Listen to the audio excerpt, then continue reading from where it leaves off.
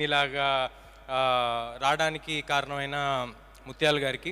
And ఈ సినిమాకి సంబంధించి కాస్ట్యూమ్ డిజైనర్ ఒక ఒక ఒక వరల్డ్ని క్రియేట్ చేయడంలో కాస్ట్యూమ్ డిజైనర్ పాత్ర కూడా చాలా ఎక్కువ ఉందండి. లంకా సంతోషి తను కూడా ఇంకా వేరే ఏ సినిమాలు పెట్టుకోకుండా ఈ సినిమాకి ఫుల్ ఎఫర్ట్ అండ్ టైం ఇచ్చి ఈ సినిమా చేశారు.